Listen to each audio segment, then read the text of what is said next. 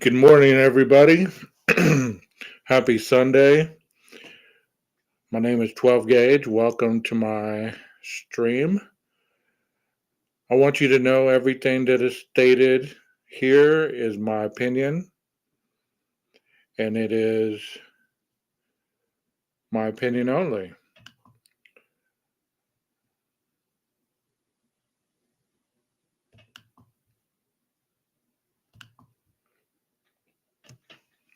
This is for entertainment purposes only. This is only to discuss certain theories, factual, scientific data. This is not to discuss conspiracy. This is not to discuss speculation. This is to break down the facts that have been presented to us in the PCA or other reliable sources that we cannot dispute as being factual. I aim to just discuss factual information and learn in the process while I'm going through my own journey of understanding.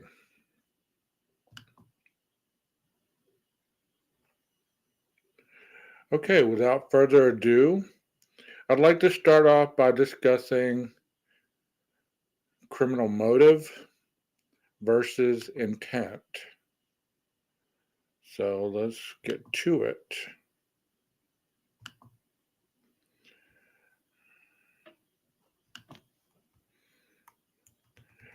Okay.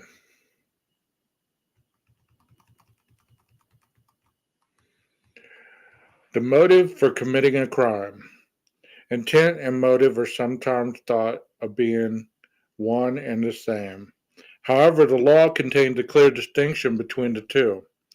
Intent is the mental purpose or the design to commit a specific act or a mission, whereas motive is the cause, inducement, or reason why the act is committed. So let's stop right there. A lot of times individuals think these two things are one and the same. Was their intent and the motive was the same? No. Intent, like it says, is the mental purpose or design to commit a specific act. That means that you're intending to do this. I intended to hit him in the face. My motive wasn't to hit him in the face. My intent was to hit him in the face. My motive is the cause, inducement, or reason why the act is committed. Well, I hit him in the face because for the last 3 weeks he's been making fun of me. So that was my motive. Intent is the essential element of many crimes and must be proved beyond reasonable doubt when required. Motive is seldom made an essential element required for a criminal conviction. However, motive evidence can be used by the prosecution as an aid in obtaining a conviction or to rebut a defense offered by a defendant. For example, in the 2012 case of State versus Laswell, the Arkansas Supreme Court held evidence that the defendant had expressed to a witness his desire to live the thug life. Was admissible to show the defendant's motive. Once again, the motive was the pattern that gave the intent of the crime. So here we go. To show the defendant's motive in robbing and killing the victim, and also to rebut the defendant's claim that he had no intent to rob the victim when he entered the victim's residence. So let's talk about that very quickly. The intent and the motive. His intent was to live the thug life. His motive in committing these crimes goes back to his mentality or intention of living the thug life. So I'm going to rob and I'm going to kill these individuals based on my mentality. Does that make sense? I hope it does.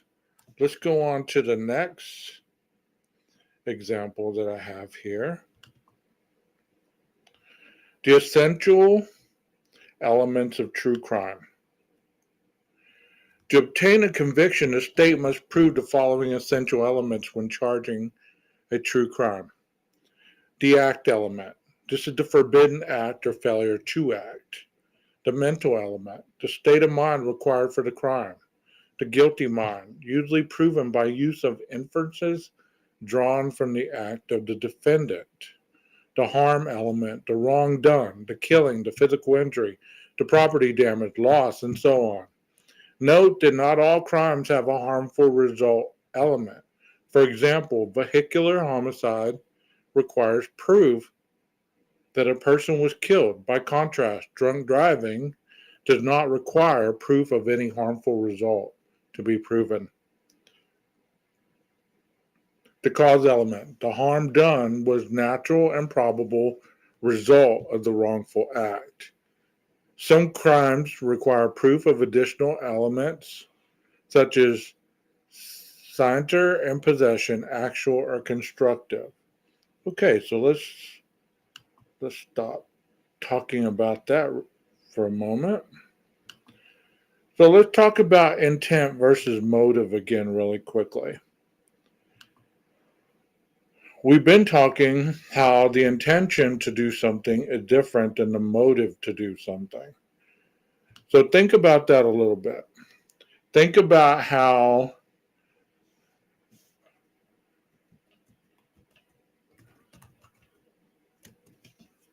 you want to be able to defend. Well, I didn't have any intent to hit him in the face, even though the motive led up to me wanting to hurt this individual because they wouldn't leave me alone. So let's look at the Idaho 4 case, okay? Because that's what I want to talk about today. The intent of the perpetrator versus the motive.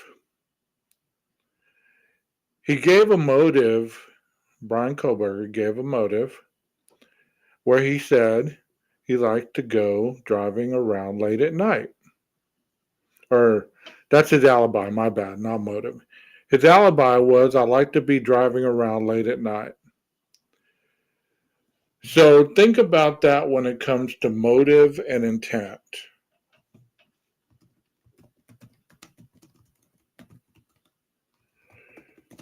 So if my alibi is I like to drive around late at night, what would the motive be and what would his intention be of driving around late at night? Since we just talked about intent and motive, break that down for me. So his intention was to what? We don't know. His motive for driving around late at night, if we're not going to speculate and we're not going to have conspiracy, what we've heard is he has been noted by his neighbors as staying up late into the night. So by constructive thinking and process of elimination, driving late at night would also place him as the same as vacuuming late at night, walking around his apartment late at night, washing dishes late at night.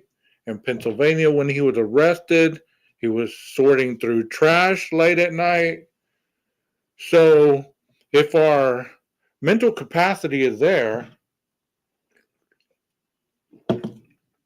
then we're able to, based on educational analysis, we're able to place that this individual enjoys late night activities. So does that state that since he's up late at night, he can't sleep? By rational mental observation, based on his mannerisms and based on his statement that he made as a younger adult,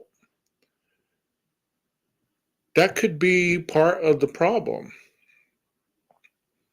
So his intent is to stay up late, to make himself tired, to go to sleep. That is the motive. Do you get what I'm saying there? Very simplistic. Very simplistic. So, if we're talking about an individual committing a quadruple homicide, let's take Kohberger out of the mix just for a minute. And by no means am I defining one way or the other where I stand, but let's take him out of the mix. And let's talk about the intent of an individual. They said it was a crime of passion. So the intent would have been to either revenge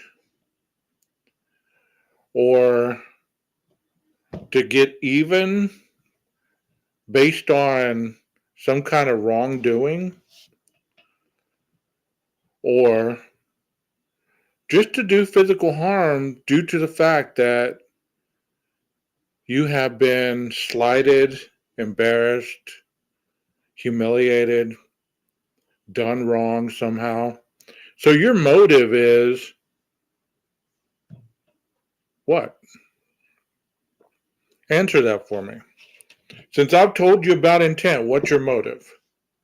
You're playing detective here. You're playing investigator here. What's your motive? Write it down in the comment section. What's your motive? So if your intent was those things, what's your motive? I would state that your motive would be the quadruple homicide, based on your emotional attachment to this intent. The emotional attachment would be anger, frustration, confusion, misunderstanding, annoyance. So the motive would be to stop feeling the intention. Because the intention would be kind of like, well, I intended to hurt them because they wouldn't shut the fuck up. Or I intended to instill my will because I got tired of their bullshit. So whenever you hear these statements, that's intent and that's motive. I hope that clears that up. Right now, I'd like to talk about the injuries sustained to a person who goes through a stabbing. This is no way discussing suicidal ideations or anything of that sort. This is merely talking about self defense or what happens whenever you cannot defend yourself against somebody yielding a weapon. This is the ppssgroup.com. It's a blog over the danger of slashing human anatomy. So, on Monday morning, 18th of April 2018, an 8-year-old boy left his home with a kitchen knife and walked into a central Minnesota elementary school. Minutes later, he slashed 3 fellow pupils, ages 8, 9, and 13 years old, all of which required surgery. This individual discussed how in his previous article he discussed more and more criminals carry knives and why more and more terrorists utilize knives to match their misguided objectives. Above, however, highlights once again that one doesn't require intense knife training to cause damage to others, and that you, as a Homeland Security professional or enforcement agent, must subsequently accept that anyone carrying a knife represents a real danger, even if he or she looks like he or she hasn't got a clue what they're actually doing. So let's put this again with the Idaho 4. We're talking about all the wounds that were demonstrated on the bodies, as what the coroner stated. There were slash wounds, there were defensive wounds, there were cuts and tears, according to the family.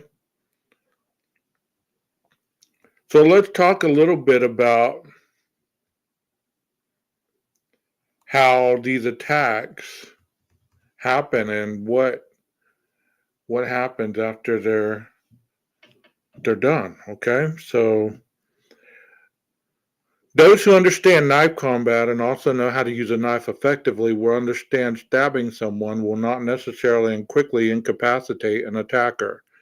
Combat expert and author Michael Jurich did an excellent research on a topic, and after careful analysis of forensic data, modern trauma medicine, and consulting with experts on this subject, Janik's research concluded the very same. And let's go down here. It says things that matter in a self-defiance or a self-defense situation. Good grief. In a self-defense situation, or indeed in a situation where your operation or duty requires you to incapacitate an assailant, every single second counts and can indeed make a difference between life and death. If you wound an attacker, but he still had the ability to do the same to you, you may still die. If someone is knowledgeable enough and his intention is immediately is to incapacitate you, you really have to understand human anatomy. To hold anything in your hand, such as a weapon, a baton, self-defense tool, pepper spray, taser, or the muscles of your forearm contract and pull the flexor tendons which pass through your wrist and are attached to your fingers. If someone cuts or slashes the tendons, nerves, or muscles that power them, this connection is broken and your hand will no longer be able to close or anything or hold anything in your hand. Well, let's take this as good grief. Let's take that this is a knife, okay? And there's an individual on the other side with another knife. Well, they slash. I have my knife and I'm going like this, and they slash right here or right here. Instantly, that's going to cause my hand to open. It's going to cause my hand to open and possibly drop to my side, because at that point, I have no connection to the tendons in my arm, meaning that there's no connection to being able to hold a weapon. There's no connection in these tendons, these muscles, to have the strength to protect myself. Okay, so let's talk about that little aspect right there. Any slashes of the tendons, the muscles, or the nerves. I know in movies sometimes you see people being shot in the arm, grazed, or even hit right here. But if you've ever taken any kind of human anatomy class, you understand that you get shot or stabbed right here. In the movies, they're still able to fight. You know, they're still able to swing and throw people around. But in reality, you get shot or stabbed, it's going to cut all these muscles, all these nerves, and everything. And it's basically going to incapacitate your arm to be able to move, to constrict, to do anything. So you're basically going to be useless of one arm because they're not connected anymore. It doesn't matter if this muscle is still connected, this muscle is not. So this muscle helps contract in order for you to move the arm. So think about that a little bit. Let's continue to go down. Go down here. Okay, it says this concept applies to muscle group, tendon, nerves, ligaments, and limbs. If someone cuts or slashes the key tissues responsible for you moving that limb, he would most likely disable or at least severely hinder your limb's function.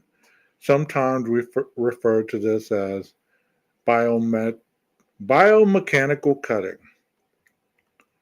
Based on the above, your flexors, tendons, or muscles of the forearm, the biceps or tricep muscles in your upper arms, and major quadricep muscle just above the knee require reliable and effective protection from such deliberate attack or cut.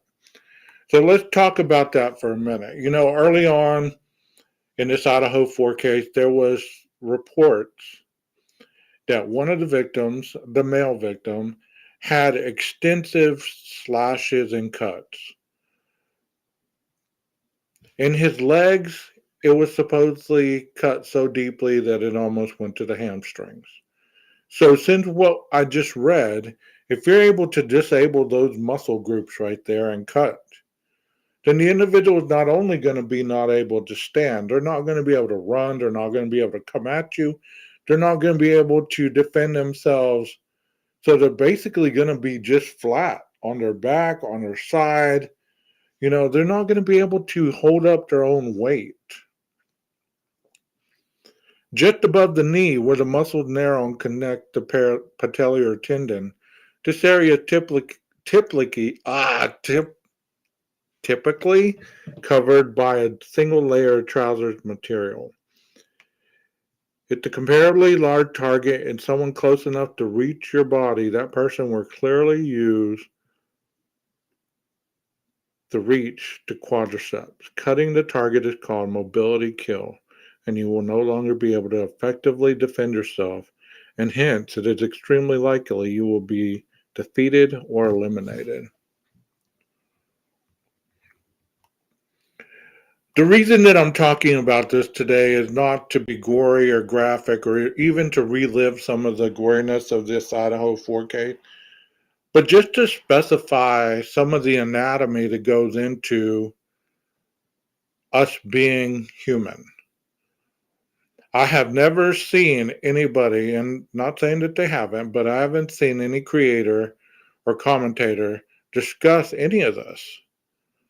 They merely discuss what they see in movies, what they see in TV shows, what they see in reenactments on crime shows or things of that nature. But in reality, an individual can be incapacitated very, very quickly. Although many will claim that this approach doesn't work, historical evidence from both sources around the world suggests very differently. Perhaps the well-known references come from the Filipino martial arts, which have a very highly evolved edge weapon culture. And that's what we heard this was an edge weapon. Their key tactic is called defanging the snake, meaning targeting and attacking limb to destroy its structure and function. According to their symbolism, the weapon is the fang and the arm wielding it is the snake. Removing the fang from the snake immediately eliminates the primary threat to the defender, the attacker's weapon. In the traditional Filipino knife arts, aiming to cut the attacker's wrist or forearm is one of the prime objectives. The goal is to sever the flexor tendon, and connect the forearm muscle to the fingers, destroying the attacker's ability to grip the weapon. Cutting the muscles on the inside of the forearm can produce the same effect. Okay, so let's go down and discuss this model right here. As you can see it has forearm, torso, abdomen, neck. So let's talk about the first one. The side of the neck and throat just about even with the Adam's apple. Let me make this a little bigger.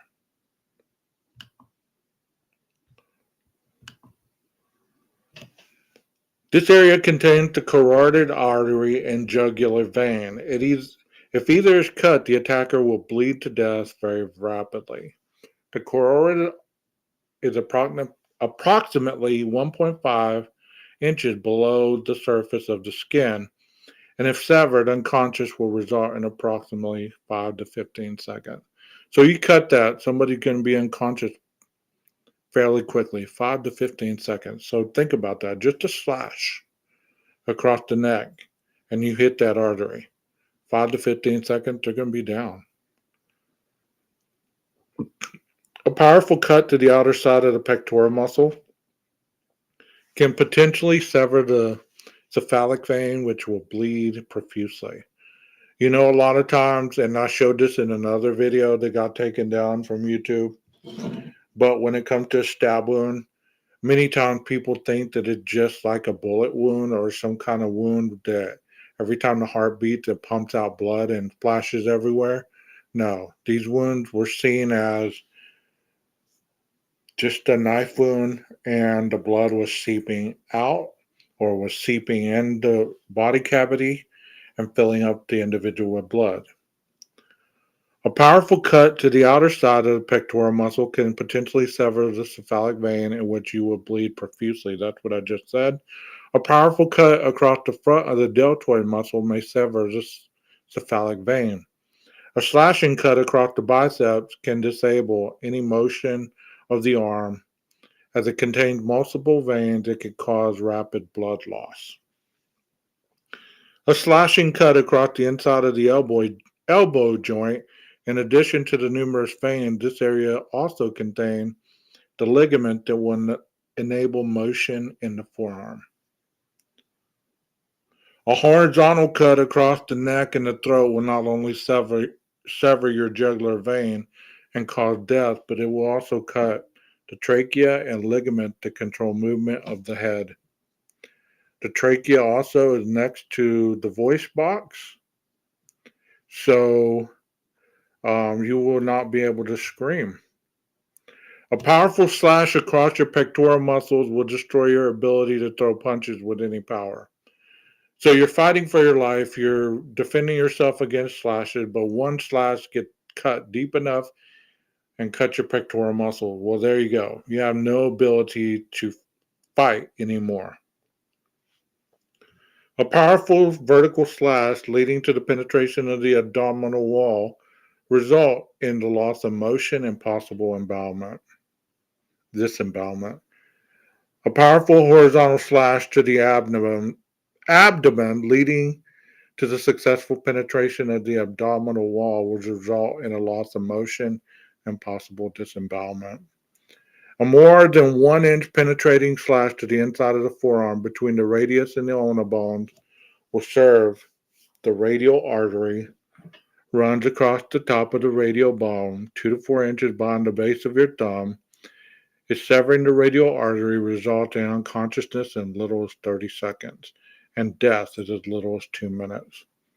So to say that this individual had not enough time to do this, it sounds like this individual, whoever did this, the brachial artery runs along the inside of your arm. The artery is deep.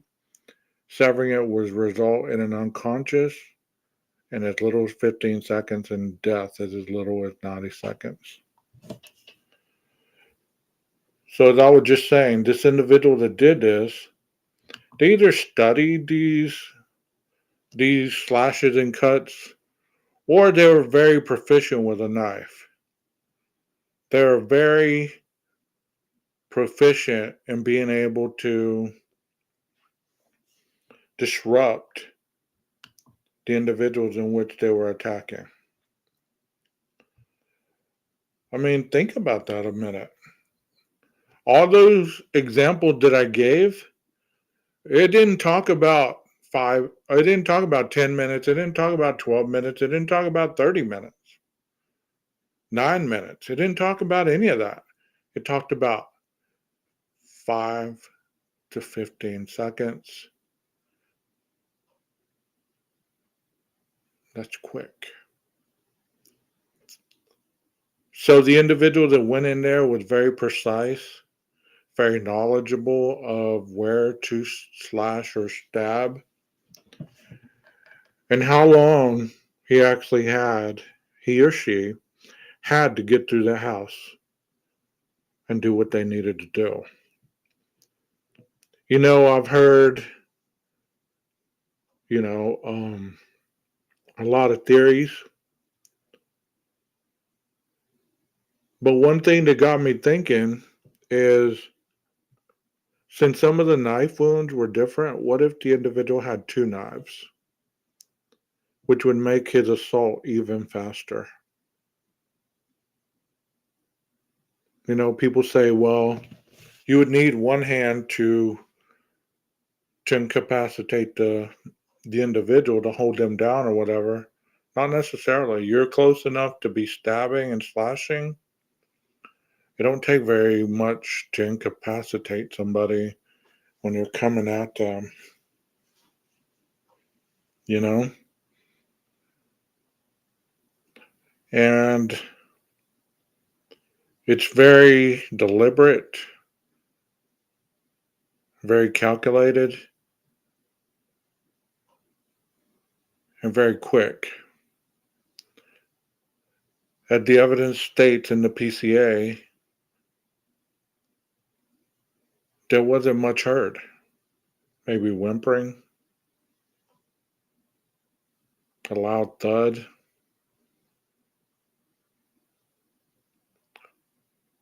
It's like one of the individuals was playing with their dog. So that says that this individual made sure that they were efficient enough to keep the people from screaming, however that happened. I hope that you've enjoyed some of the information that I presented to you because, like I said, I haven't seen people break it down like this. And that's the way I like to present things, even if it sounds a little boring or a little monotonous. You know, the truth of the matter is, the more knowledgeable that you are about facts, the less you'll fall for secrecy and conspiracy because we all want that flashy, dramatized, spectacular type details. But in reality, I don't believe that any of this was spectacular. It was horrendous, it was vicious, it was evil, and I'm sure that it happened so quickly these individuals didn't even realize it was happening.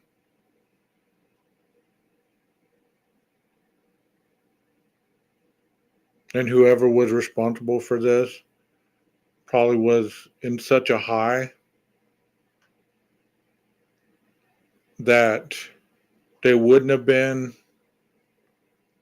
having a lot of blood on them since, as I stated to you, if some of these wounds were all the way through the body, then the blood would have been seeping out the back, not the front. If the if they didn't penetrate the arteries where every time the heart pumped, it pumped blood out, it wouldn't have been a splashing. There would have been splash, like blood splash if there was fighting going on.